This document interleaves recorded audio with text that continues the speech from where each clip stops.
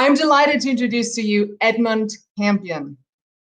Edmund is a professor of music and music composition and the director at the Center for New Music and Audio Technologies at the University of California, Berkeley. So hello, Edmund. Hi, good morning, Clara. Hey, how are you doing? I'm doing mediocre given that we have a 300 count air quality here. So happy to be locked inside. Thank you. Right? And thank you for that preview, just to show everyone that we are live. Yes. Very good. Very good. I haven't opened my window in like 4 days because it's truly toxic apocalypse. I'd also like to welcome Steve Adams. Hi, Steve. Steve is a composer and a seasoned performer on saxophones, flutes, and electronics. Hi, Steve. Good morning. How are you doing? Wide awake, ready to go. Okay. Excellent. So we're very, very excited about your performance. CNMAT is featuring 2 performances for this year's AI Meets Music Festival 2020. What a treat. The first piece, CORAIL, is performed by an improvising saxophonist, Steve, who interacts with a computer system simply by playing his instrument. So Edmund, you're the composer of this piece. Could you tell us a little bit about it and how it works? I sure can. Before I do, I just want to thank you, Clara Bloom and the Grid Exposure for the invitation to be a part of this really exciting and important thing for CNMAT as well. And I want to shout out to Mauricio Suarez Ramos at the Ars Electronica, the AI Meets Music. We're thrilled to be a contributor, and we believe very strongly in this relationship between music, technology, and science, and the very things that are being discussed in this festival. So thank you, Roberto Viola, also for an excellent introduction. Finally, I want to reach out to the crew at CNMAT who has worked so hard in the last few days to make this possible, and that's Jeremy Wagner and Brendan West. So thank to both of you. Now about CORAIL. Yeah. Regarding CORAIL, this project is quite a lengthy one. It has been going on since the year 2000. It started at IRCAM with a large production there, and became more and more a collaborative project and ongoing thing at CNMAT here at UC Berkeley campus over the years. It is a legacy project, and in that sense, it is more concerned with a relationship between a seasoned professional musician and a machine. And the mode of communication is the signal, and the signal is listening. So we have machine listening, and we have a saxophonist who does what great musicians always do, which is include the body and the feedback mechanisms of the response of the computer to help the machine do better. And of course, the system, given its age, is flawed, and it always has been flawed to some degree. And that is also a part of our cultural picture as well, and continues to be, and one we have to be careful about. But in music, if you build in the error, as Thelonious Monk taught us, then you know that musicians can deal with it. And that's exactly what Steve Adams does. So this relationship, basically, the machine extracts every possible detail that we know that audio signal contains, and that can become either a proto-language between the saxophonist and the machine, or it can be a misunderstood communication, because the machine listens in microscopic detail in ways that humans can't, but it can never hear the saxophone really. And so it is up to the human to mediate the entire experience. And so I thank Steve Adams, who has been playing this piece for many years now, and he, in a sense, he carries that responsibility. Whatever happens, he has to deal with it. Well, that's really sounds like a task for an absolute pro. Fascinating, Steve. So I wonder, how does a professional musician like yourself converse with a computer, deal with all this chaos to create aesthetically pleasing music? The story I tell about this piece is that the first time I played it, at that time I had a son who was 5 years old, and it was very much like asking him to do something, like, would you bring me my shoes? And he might bring me my shoes, he might bring the newspaper, and he might decide playing with Legos was more fun. So, the computer is very much like that. It sometimes there are a series of cues I play which are supposed to bring in different elements of the program, and sometimes they work, and sometimes they decide it's a good time to turn on, but from something I didn't realize was a cue, and sometimes they just don't turn on for some microscopic thing that I'm doing that I didn't realize I was doing. But the many years I have as an improviser help me to deal with whatever the electronics turn out to be in any given performance, which is always a really thrilling and exciting experience. It's a really fun piece to play. Well, thank you so much, Steve. That sounds incredibly fascinating, and we can't wait to listen to this now. Ivo, I think it's time that we present CORAIL.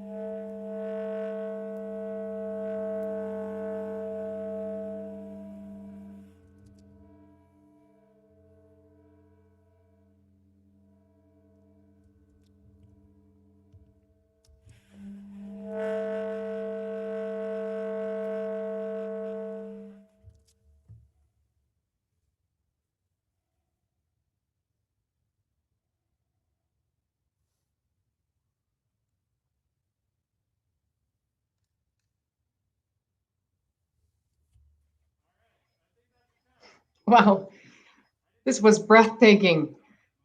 Beautiful. Really, thank you so much to Edmund and Steve. Thank you for this wonderful treat. We have another performance in store from CNMAT, the second contribution to the AI Meets Music Festival 2020. I welcome percussionist and composer Andrew Blanton. Hello. Hi, Andrew. Good to have you on the live show. Yeah, it's good to be here. Thank you so much. It's our pleasure. So, Andrew, you're a PhD student working closely with CNMAT and an associate professor in the Cater Media Labs at San Jose State University. I'm really fascinated by your piece, WAVEGUIDE, and also especially in the context of this current pandemic. You're here today to perform WAVEGUIDE that you composed, but this work was initially conceived to send data from drums on stage to a remote server, and then through the audience's cell phones in real time, using the networked infrastructure of the internet as a resonant body for the drums. So I wonder, Andrew, how did you adapt this piece to the pandemic-induced state of isolation? Was it even possible? I don't know. I mean, it's really interesting to see how pieces sort of evolve and change over time as the context changes, right? And so when we had initially started formulating the idea for the piece, me and my collaborator at the time, Yvette, Granata, and I started thinking about this idea of like, well, we're all sort of locked into these screens all the time, you know, and this is forming our perception of reality, and how do we understand the world through these screens, and they're really creating these sort of blinders that are taking away the rest of our understanding of the world. And so we wanted to use that as an impetus to really build a performance piece that could have a synthesizer within that. And it also was working for a piece of distributed audio. So instead of showing up to a music venue and having to install like, 40 small speakers, we were thinking, well, if everybody's walking around with one of these, $1,000 computers in their pocket, why not leverage those to create something interesting? So the idea and one of the concepts of a waveguide is that you inject noise into a set of delay lines, and then by changing that delay line, you can change the pitch of sound. So by sending data from my drums to like an Amazon EC2 instance and then back into the audience's cell phones, I was trying to get like a resonance out of the internet as a resonant body, for sound, and then talking about sort of the role of AI in our lives and the role of these small computers, this ubiquitous computation everywhere in our lives, sort of thinking critically about that space. But what ended up happening was that the internet was really efficient, and I wasn't able to get so much variation. So I ended up building in variation and building in these sounds. Well, that turned into a synthesizer that was based in the web browser. And the synthesizer, actually, I'll ask everybody, the audience, to go to andrewblanton.com /node.html during this performance. We were going to do it live at CNMAT, but because of the smoke, it sort of threw a hiccup into our whole plan. So I'll be sort of controlling myself today as something of an avatar as you see it, but hopefully I'll be able to still perform the interactive web elements for you as well. So I think, yeah, you can see the address there. Again, andrewblanton.com /node.html, and that .html component is important. And if you see a white page, you might have some firewall restrictions. So you can try a different network or a network through your phone. But yeah, it should work. We'll find out. Should we try it? Yes, this is exciting. Let's do it. You should see a bunch of triangles as well as a sound that comes out the browser. So we'll get started. Thank you.